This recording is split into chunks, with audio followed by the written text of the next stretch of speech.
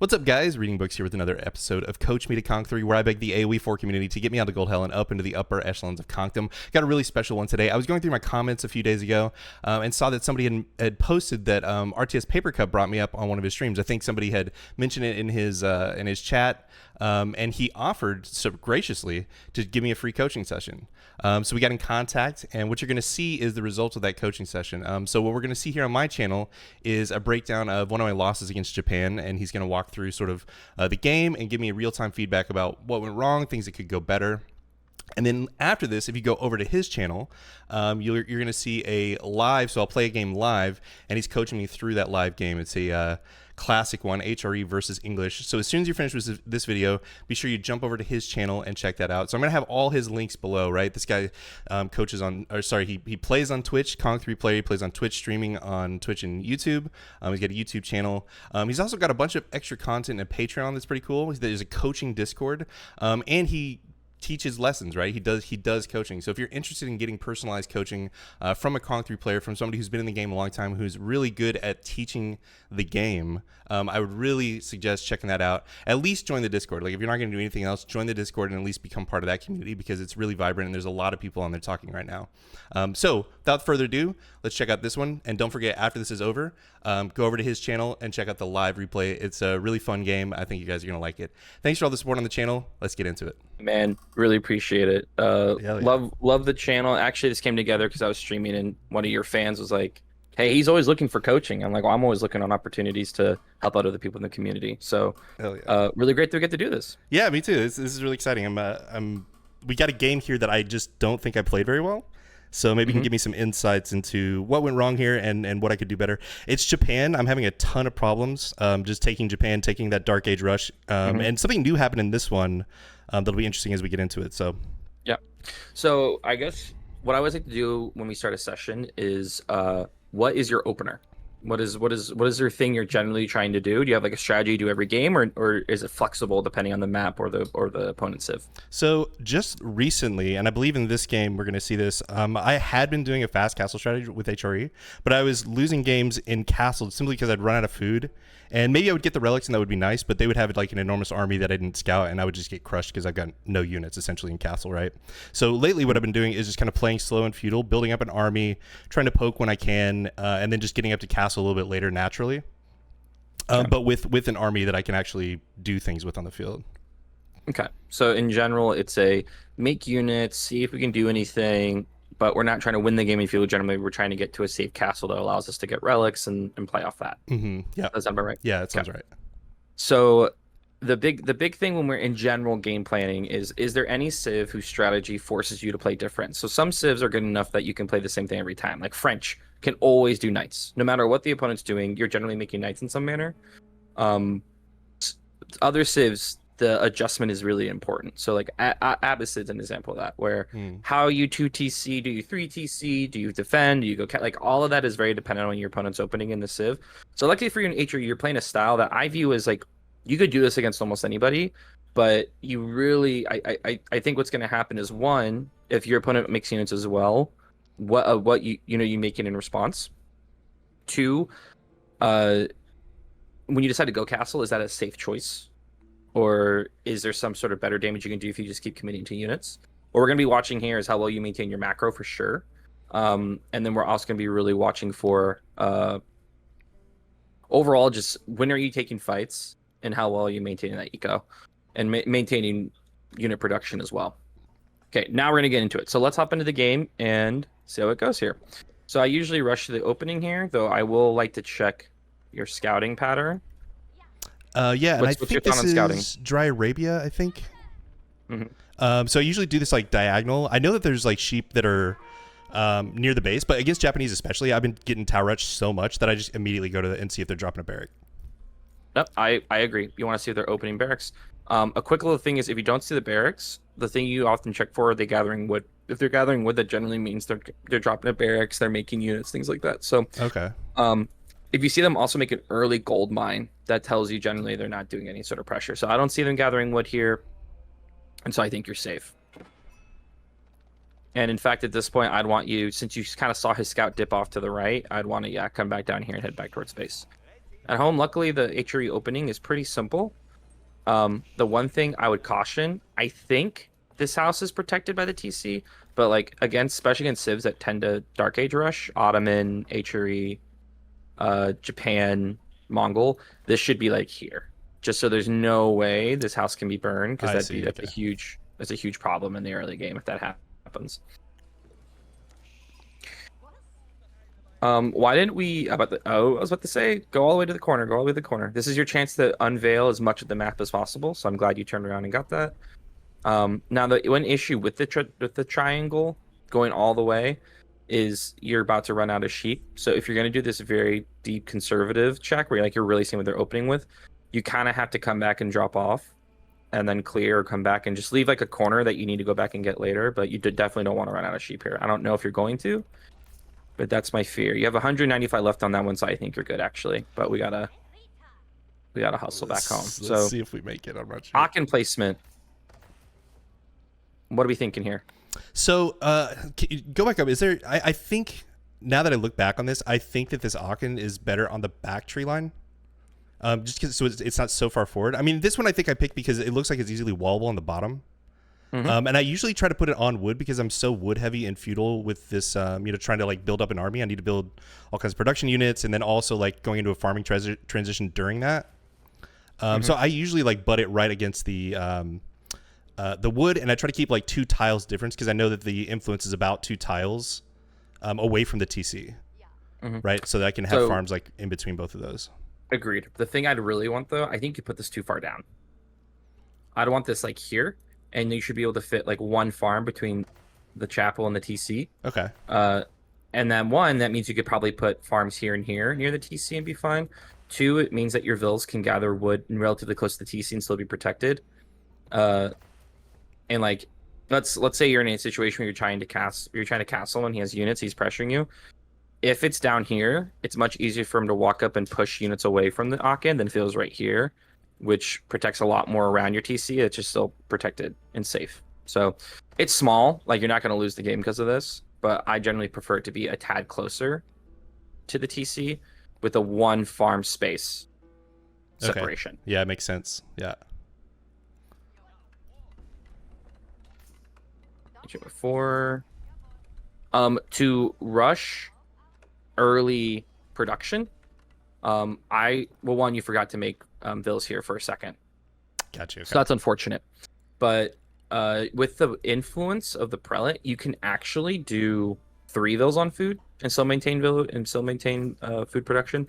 Have more vills on wood, because really the thing you want to do is the second you age up, you're dropping your first production building, which usually I would suggest is potentially stable, just to apply immediate horse pressure, follow up of archer, and then a barracks if need be.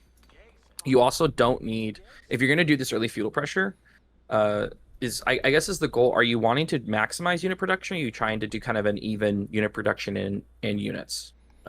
Or I'm sorry, an even like unit production and upgrades. So I leave the 3 on gold for the upgrades and unit production. So the idea is that like I'll at least have most of the eco upgrades by the time I'm going to castle. Okay. Then leaving 3 on gold's fine. If you were like, man, I want a little bit more unit production early, you could pull completely off gold. You could do just 1 or 2 on gold, which slows the amount of upgrades, but does up the amount of, you can get production out a little bit faster, your first units out a little bit faster. That's the trade-off. I'm also for HRE being a little bit more eco-focused early. Because with the puff and eco upgrades, that's how you really get that great feudal eco on 1 TC. So you got the sheep back just in time. Wouldn't want to hit that corner. You never know if there's something in there that you miss. Yeah, I think at this point I was just more worried about getting back to his base and seeing if he's got barracks and if he's got some stuff coming over, because I just haven't been there in a long time. What's this number came? So just upgrades.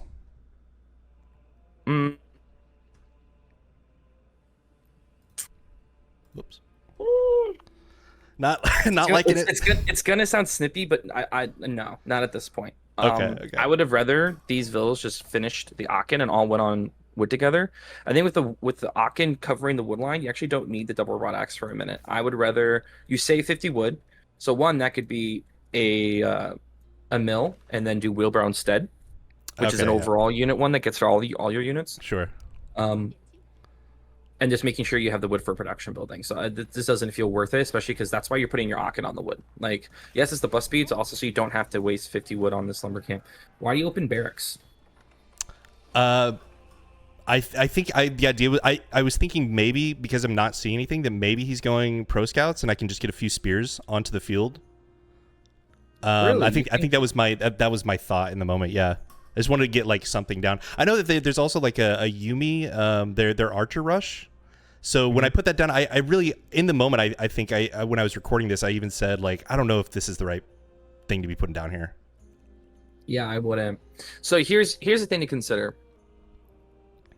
Men at arms are really expensive to make early. Mm-hmm. And they're slow. I mean, yours are faster than average, but like it's generally not the unit want to open with. You want to open, especially if you're doing the style where you're trying to see if you can gain some leverage by making units and then use that to go castle. You want to open horsemen, unless it's a knight civ. If it's a knight civ, then yes, open spears. But if it's a normal civ, then not knight civ, you need to open horsemen. One that will force him to then go spears potentially, or he might do Annas in response. If he makes his own men at arms, that's actually fine, because that means your horseman can just be around his base poking at things, and his samurai has to chase, which it can't. And then if you get enough horsemen, if they try to cross with a few samurai, your horsemen can just surround them and kill them. The issue you don't want to go kind of like men at arm with Japan is that their men at arms are better than yours in feudal, and so you don't want to go down that path generally. And if you make men at arms against Annas will just tear up your men at arms. Annas are actually one of the best melee units in the game versus other melee. You don't want to go down that path either. So it's honestly better for you to go horsemen and force spearmen, or force Annas, which will then die to archers. Gotcha. In a specific matchup. And then in any matchup, you're forcing spearmen, or you're just forcing to play already a little defensive from the jump. You actually age up faster than most civs because you're early feudal, because of your early eco. So you can actually get a horseman out faster than most other civs. And so I view that as more worth it. Does that make sense? Yeah, that makes a lot of sense. Yeah. Mm-hmm. So you're saying like almost always, if it's not like a knight civ, the opening of horseman is just kind of if I'm gonna put down a production building and I'm just going in blind, horsemen lean towards that more than anything else. Yeah, and if you consider like how popular the Yumi rush is right now, the best way to beat that is just to go early horsemen, a lot of horsemen, Okay. And basically make them like if they decide they're just going to build bot and just make Yumi because a streamer or pro player told them to make Yumi, then they lose because your horsemen will beat Yumi. Like if you're making horsemen at the same clip they're making Yumi. Now if you force them to make spears, and things get a lot better for you because then you can add in archers and then you're playing the counter game, in my opinion, better than them, because even though Yumi are fast, your horsemen are faster, and you're still setting the tempo where they have to be in their base to defend against horsemen, while you can like once you read them as being in their base, then you can go, great, I'm sending a group of 5 vills out to the first deer pack, or 10 with a prelate, and I'm vacuuming that deer pack while they are busy at home being worried about my horsemen. Gotcha. Okay. That's really 2, we need to immediately switch to food. I would only do like 8 on wood at first, and then once you decide you need archers, then up it to like 10 to 12. But like 8 on wood early, and then you're just rallying to food the entire time. This is also why I mentioned how 3 on gold can be a little excessive early, because look at your current resources right now. Like you're about to jump a production building, and you can't actually make a unit. You have gold that you can't spend because you don't have the wood or the food to get the upgrade, and if you are, you're already delaying units. So that's why I think like 2 on gold in your age up is fine. You'll still be able to start getting trickle upgrades. And then if you notice that like, man, I want to get more upgrades, I'm low on gold, you can always pull like 2 vills off wood or 2 vills off food and send them to gold, and it'll be fine. Okay. I'm also seeing right here that I've got a few too many vills in production, right? If I just dropped a couple of those, I could have enough to just at least get something out right at this moment. I'm always hesitant to suggest that because like I'd rather you over queue than under sure, right. I mean, I think I already skipped one in the video already. Yeah, but it's like yeah, it's in the early time too. It's like I have 5 vills queued. I'm gonna delete 2 so I can make a unit. That's helpful as well. Yeah. Okay. So now you have 10 on wood. I'm gonna tell you right now, 2 minutes from now, you're gonna have so much wood, and you're gonna be like, what the hell am I gonna do with all this wood? Like that's yeah, right. Yeah, I see here now I've got a unit, a building that I can't make anything out of, and I'm house. Another big thing is you definitely want to be at their base by the time you age up, so you know what they're opening with. Bada Okay. bing, bada boom. You would have seen double barracks. And to me, that's honor rush. Like they can't make, which by the way, I love a good honor rush. As Japan, I love playing that because if your opponent isn't ready for it, you can just overwhelm them. Because you actually need a critical mass of archers to start fighting the Ana Geisha. If you walk in with like 2 or 3 archers, they're just gonna slice them up. So, um, the reason it's not samurai rush is because they can't afford to make samurai onto 2 barracks at the same time, so it doesn't make sense. I mean, they could drop them, Oh, but they won't actually interesting. be able to make that many. I No, they're see. too So when you expensive. see 2 barracks, you like automatically know it's an honor rush. So It's because like an honor rush for sure. they can't be producing samurai Yeah. without. A Interesting. samurai Okay. is 100 food, 30 gold per, and Ana is 60 food, 20 gold. So that's a 50 resource difference. Okay. So it's just really hard to do that from the And jump. right here, this might. Okay, this wasn't. Can I see their gold real quick? I think my scout is just like going by their gold. Here's what you see right now. Okay. Okay. So yeah, Let's actually watch your POV. So like, yeah, this is just now you have 11 on wood, and see, it's been about a minute and a half. Now you have almost 400 wood, Mm-hmm. Mm-hmm. and you're making a spear. Like, what is the spear gonna do for you Right. against in this moment? How is that providing pressure, doing anything to your opponent? So you see a lot of them on gold. And you might be like, this okay, might be I think this is a skill issue because I'm thinking, oh well, they're fast castling, right? That's what Japan does. And because I hadn't scouted those barracks, and now that I know, like, if I see 2 barracks, like, it's almost always going to be an honor rush because that just makes sense. But in this moment, I think I'm thinking, oh, he's fast castling, so knights are coming. So I think this is, I think I like double down into spears because you actually dropped 2 stables. Oh, okay, great. So here's the thing, right? Like, you see gold. Here's the fault. One, there's no tower. Now he might just be trying to fast castle no tower, no big deal. The thing we need to look then is, well, you did actually see the outlines. You saw him making a barracks. This should have tipped you that, like, okay, he's actually just making units and he's making gold units. Another you could do is if you dip into his wood line here a little bit, if you see any vills on wood really at this point, it probably means they're not fast castling. Because fast castling, you gather wood until about the 5-6 minute mark and then you pull off wood completely, unless sometimes they leave 3, but like that's what's nice about this Onabagation strategy is that you can leave like 3 or 4 on wood and then just make a house and then add another barracks, then make a house and add another barracks because barracks are only 90 wood. Right. But here, so like let's play this back. If you had open stable, sorry, there's a fly in my face. Open stable had not gone so heavy on wood, maybe pulled 1 off gold and had him on food instead. A horseman would already be here poking his gold. Right. Okay. And then he has to pull off the gold. And now his first Anas are running back here, check the gold, and now you forced him to conclave and defend. And then you have now the ability to be on the map a little bit more, or at least have the time to like drop a tower and get on the deer and stuff like that. Instead of what is about to happen, which I'm guessing is Anna's about to cross and start poking at your gold, would be my guess. Yeah, you're pretty good at this game. It's like you can see the future. Well, when you've watched as many gold, silver, plat games as I have, you kind of get the rhythm. Of Yeah. I hear you. So And here's here the we thing. are. Here he is. Why double drop a stable?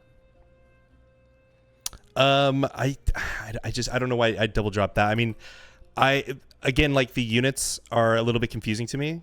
I think I was thinking, I've just been seeing so many Oni plays, and if he's going mass archers, like I want to have horsemen on the field. I think you combined Onos and Yumis and said Onis. Oh yeah, I did say that. The archer unit. Yeah. And these guys, I just yeah, I don't know. I mean, honestly, it's like I just wanted to get some units on the field, and there's not a whole lot of rhyme or reason to that, I suppose. And that's the difference, honestly. So if we were to take this into like how a Conqueror player would have read this, Yeah. one, the scout would have immediately circled and saw the barracks. They would have gone, okay, he's going Anna's, would have confirmed an Anna leaving. At that moment, as they'd open stable, they could have sniped the first Anna with the horseman, which is possible because one horseman will be an Anna Bagation. The issue is when you get to cost similarity. So like a horseman is 120 and Anna is 80, I want to say. Yeah. So like as you start adding Annas, the horsemen will start to lose. The Annas will scale better than the horsemen I in see. that fight. Interesting. Um, so it's one of those things where like sure if but if I was if Conqueror perspective, he would have caught the Ona early, probably would have killed it, would have at least pushed it back, would have rotated over the gold, forced the Annas to go back. At that time, he would have double dropped archery range because Mm-hmm. yeah, we need to start building those archer numbers right now. Um, and then if the Annas show up, then all of a sudden there's 6 archers, they'll die super fast. Or you could have decided, all right, like I'm not too scared of Annas. I'm gonna rush up like 2 towers and make a couple horsemen and just keep sniping Annas as they cross and force them to like chase my horsemen, and then that buys me enough time to go to castle, and you could do like a burger and do Landsknecht, and that would just rip through everything he has. You could do Regnitz and just hold with like knights or men at arms, like. But you make that decisive action, but you do the full scout. The biggest thing, the biggest skill difference that comes early game is just how well top players or just pro or like diamond players, conquer players, they scout continuously. They're constantly circling the base because information is the most important thing in this game, and knowing Absolutely. what your Yeah. opponent's doing and reacting to it in time. Because now you're on the back foot because you don't have any counters to the Annas besides just making more horsemen than Annas. So now you're off gold. Luckily, you pre-gathered a lot of gold, so you should be good on that. The Spearman comes, and honestly, he overreacts to this. Yeah, I'm about to say. Like, all he needs to do is just turn and pull the shanks near TC, and that Spearman's insta-dead. Now you have 3 Annas on your doorstep. Hopefully, And now I'm you drop the archer range. dropping some archery ranges. Yeah. Yep, here we go. Yeah, you notice how, like... So, like, have you looked at the stats of an Anna before? No, I have not. I actually, like, I have a video idea that I think I'm going to, like... I think people undervalue the Anna Bagesha, so I think one video idea I have is just... How well does the Anna Bagesha do against most units in the game? But so look at this. Anna, 7 damage, doesn't seem that high, but they attack every 0.9 seconds. Oh yeah. It's the fastest attack speed in the game. Not only that, they also have a 1 tile range, so they can attack over each other like Sapahi. They're like mini Sapahis in whoa. that sense. And so they're much more efficient in their attack because they don't have to line up around. They can line on top of each other pretty efficiently. So while the damage might be low, they're damaging very quickly. And much like archers, every damage you add is a massive DPS increase. And so when you add like a bannerman, when you get another melee upgrade, the amount of damage they output is growing exponentially. And they're fast. They move at they move at 1.5 tile, which is faster. Like if you look at a horseman's 1.8. Wow. Yeah. Yeah. And so if you look at a horseman's only 9 damage, but 125 health. On Bagesha's 85 health. But like at this moment, the horseman only attacks every 1.75 seconds. Right. So Anna almost double is the attack speed of a horseman. So while the horseman is doing 9 damage, the Anna's doing like 15. Yeah. Exactly. So that's why it's like it's not a great trade, and the horseman will lose. Like Anna's will beat knights at equal cost. Holy. So like it's legit. Like of course knights can do things like kite and then do charge, and that's how they can kind of gain the advantage. But like just pure on fighting, Annas will beat knights. So like your horseman actually can't fight here. Now pulling him under TC is actually the best plan you can do, but you didn't garrison the TC. But that's a neat little trick if someone's like kind of just moving their units is try to pull them under TC and then pop them into. Now here's where we actually get to counter the archer. So once again, I think looking at the actual stats, whenever you're in these moments, like what was I supposed to do? Mm-hmm. Archer does 5 damage, but does extra 5, so that's 10. Annas he researched 1 ranged armor, right? But they're considered a light unit, so they're going to take the 10 damage, so it's 9 right now. So at 85 health, 85 divided by 9 is kind of what you're looking at here. So it's about 9 shots, depending on your own upgrades. So you need about 9 archers to start one-shotting Onas. But once you get that critical mass, the Onas start dying quick. And that's when you need a front line of like horsemen or men at arms or something. Okay. But like that's why if you can double drop and get the archers out, the Onas start feeling a lot less scary. But you have to like read that early. So the biggest piece of advice I can give you, I mean, I say it in most of my videos, scout. Scouting has become a much more higher priority thing.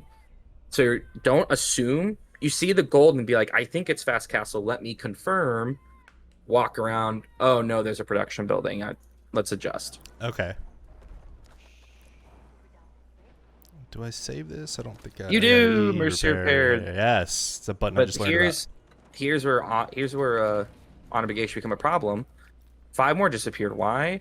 because they produce every 15 seconds as a Damn. commander. Samurai at 20 and Spirit, so they produce as fast as a spear, but they're much stronger than a spear.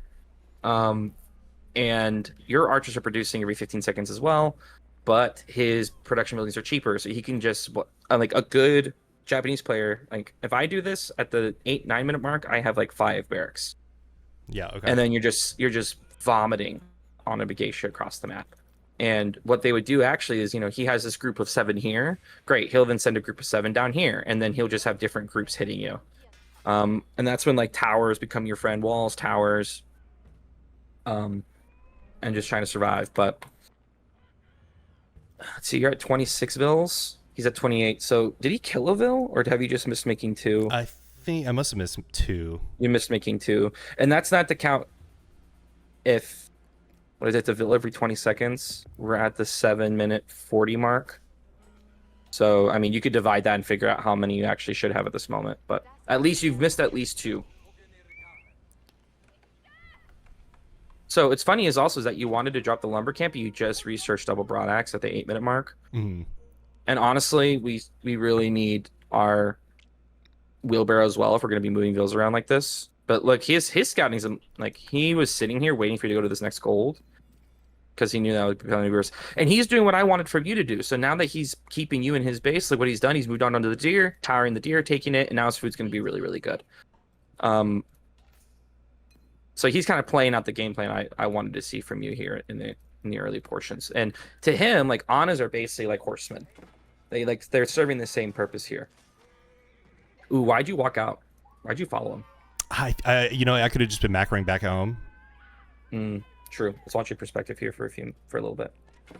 So you're kiting. Now we have 5 archers in here, and now they're starting to do a little bit of work. Oh yeah, you A move and then look away. Yeah, I wouldn't do that. I wouldn't follow Anna's out like this. Like if he was paying attention, he could have got on top of you. But this is good kiting right here. What do you notice you're not doing right now? Building bills. What else? I'm about to get housed. I got 8 guys not working. What am I You're not not doing? making units. And I'm not making units. Right. Okay. You're not making village. You're not making units. You're about to get house. Like all these things because you decided to kite 4 archers against 2 Annas. Mm-hmm. Is that worth? Definitely not. Yeah, definitely not. So one of the biggest things I see in silver, gold, plat, I mean, even diamond players is an overwatching of minor military engagements. Like this game is a macro game at its core, and watching these 6 units fight while you're missing villagers, not making units, not worth it. It's just not worth it. I would rather you lose an extra archer or 2 and just aim move them in this instance than actually just do the fundamentals that will make you win, which is making more units. What's your hotkey for unit making? For archers it's 5. My barracks is 6, and then I have horsemen is 7. Just selects all those production units. Do you have one that just gets all of your production? Yeah, F1. Okay. So I've tried both. Now keep in mind, if this feels very good for you, do it.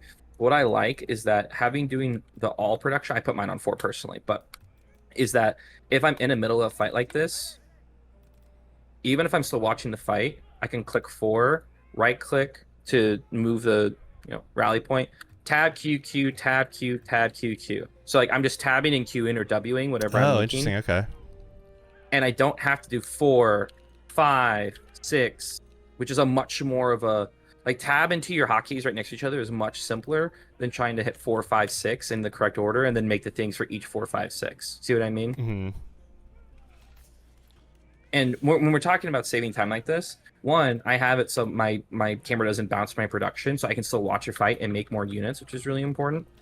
And then I have my TC on the side of my mouse to bounce, because I actually do, whenever I make villagers, I want to take a quick look at my eco and figure out if I need to do something different. There's also my chance to look at idols and things like that. Do you have a collect all idle villager hotkey? Yeah, I think it's control space is what I have it set to. I do control V. That's just good to have. So like, if you're in the middle of something, you can't be like, I want 4 vills here, 4 vills here. Just move them all to a resource and then figure it out later. Yeah, exactly. I think my dogs are about to bark because the delivery man just came. Oh nope, they're sleeping. Oh. Okay, good.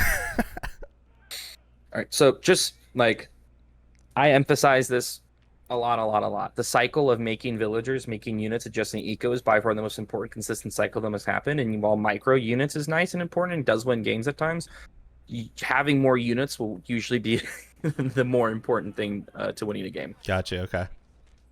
So you're still microing this, and this entire time you're microing, you're getting rated down here, but he's effectively, even though he hasn't killed a vill, he has effectively killed 4 vills. Right.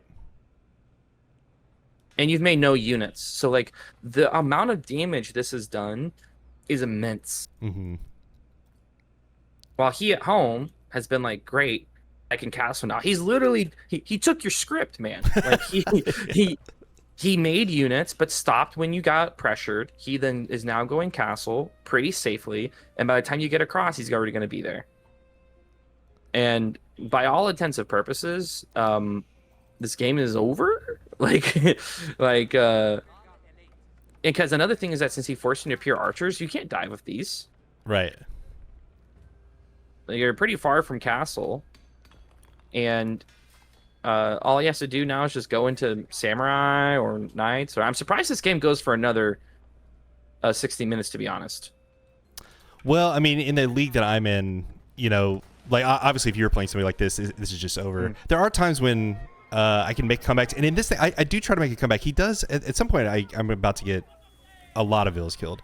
I think I'm blocking off the base now because I'm just feeling overwhelmed. I can kind of feel he's going to castle when I stop seeing units come across. Like I'm sensing, oh, you know, he's probably stopped making units. He's probably macroing up to castle, and I'm about to get knights. And I'm just nowhere in a position right now to deal with that. Yeah. Yeah, unfortunately. And to point out, not to make this replay about shouting out this guy. If you're watching, man, nice. But yeah. Like a nice thing about taking this deer as early as he did is that when he did go castle, look at all the sheep he still has to use in case he did get pressured pretty badly. So like this sheep is still from the use. He towers his gold, which is nice. He takes a faraway food resource that isn't seen on the minimap. What I mean by that is, you know about the fog of war deer thing, right? Yeah, right. Okay, so like small but smart thing is that you can't see that for berries, right? So he goes to berries, and you should check it, but like a lot less chance you check it than seeing if the deer are dead in the fog of war. So overall, this guy's setting himself up for a much safer castle. He's going to do the old Japanese meta of mounted samurai and on geisha. So yeah, you're trying to get to castle, but like this is when it's like castle or I die sort of thing. So like you kind of actually need to pull all your villas off wood and go pure to golden food and pray you get there, honestly. Yeah. You shouldn't even have 9 on wood anymore. Yeah, I think I get really tunnel visioned in this farm transition, in a lot of my games because I think I told you before we started recording that a lot of times I'll hit castle and I'll just be out of food, and so it's nice I'm there, but I can't build what I want. But there's food here and here. Oh, definitely. I'm just saying me when I go to castle. So I think that's a good piece of thing you need to adjust is I HRE, I make farms is actually kind of killing you in these games. I do the same thing when I coach English players where they're trying to be aggressive, but they're spending food on farms. Yeah, it's nice to get farms if it's English, and yes, it's affordable. But you know, if you really want to be as maximally aggressive, you should go out on deer, which is a very good food source.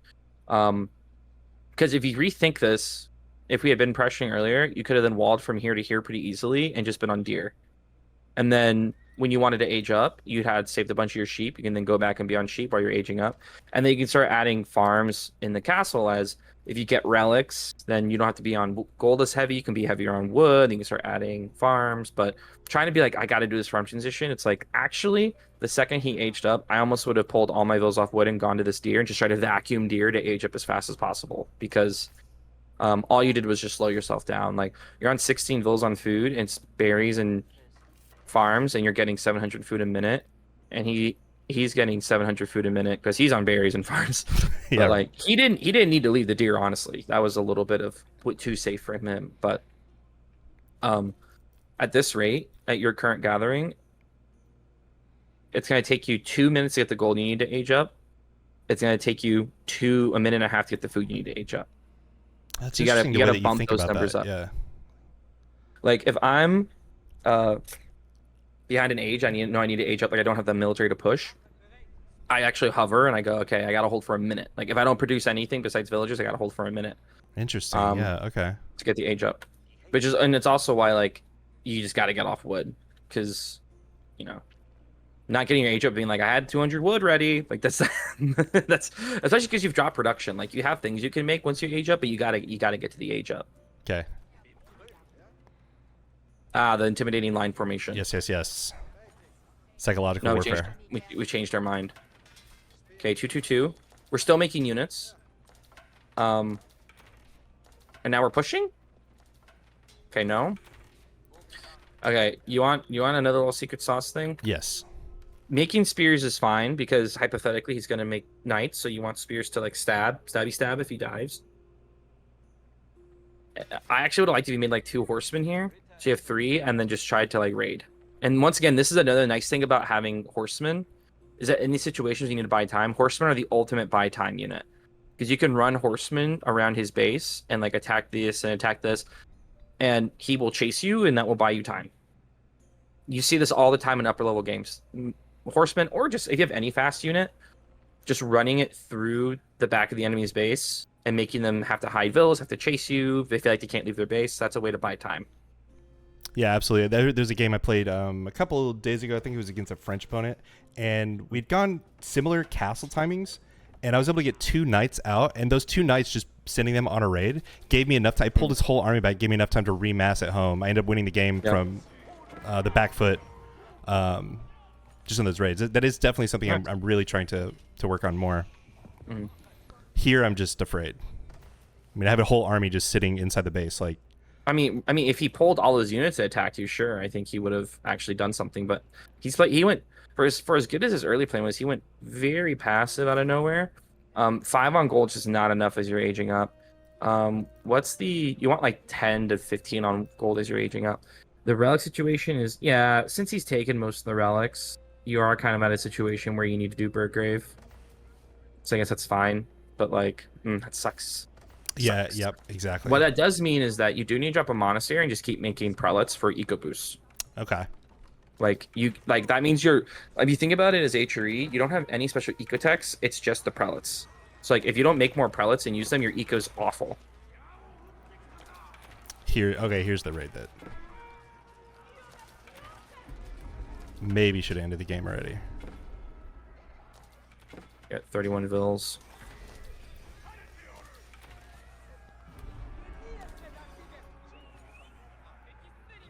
Yeah, it's just I just don't have enough food to start producing units. Oh. What happened? You needed to cross instantly. Instantly. Like, you just wiped his entire army. You might not have known it's his entire army, but he sent a lot of units in. You wiped it. This should have been an instant cross the map. Okay. This is the only window you got. He just killed a bunch of vills, but he lost all his army. You have to counterattack immediately. Okay. And look what happens if you counterattack. 1, he has his army here, but that's not big enough to stop you. And you're getting your upgrade, sure. I don't like archers being the first upgrade. I think I did that simply because that's what I had. You know, I had that was the most that I had. 5 O's on gold will do that to you, right? Like that's yeah. But like yeah, you actually need spears. He's going 21 on gold, but like you need to cross. You would have run into this, and this is all his gold fills. Yeah. At one spot, and you could have burned the towers with what you have and just forced the fight. He's mostly on us, so these archers will kill those. But like, man, like you had to go right now. Mm-hmm. And that's a general read is that like if you win a fight and you have a lot of units left over, you gotta go. Mm-hmm. Like instantly. And if you run over and you see, ooh, that's more units than I thought, sure, back up. You're right, sure, you can back up pretty easily. But like you gotta do it. Like you gotta int right now. It's your only hope. And you start to, but oh no, we gotta go. We gotta go. 2 at home. And that's the thing. He's gonna pull the entire army, right? Yeah. But here's the thing, like I get it because this is a sin on units, but like why were we kind of half walking over here? Mm-hmm. Where are we going? I think I was going to Sacred Site. I think I was gonna go. Just send 1 unit there. Yeah. Just send 1. The rest, like if you're not moving, they sit here, like in front of your base or on exposed resources, like here. So they should have ran into your units here.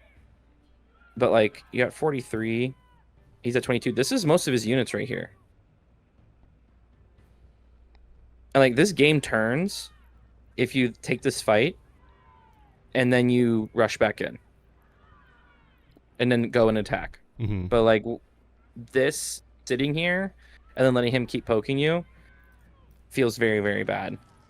You needed to take the fight back at him because he once again, alternate universe.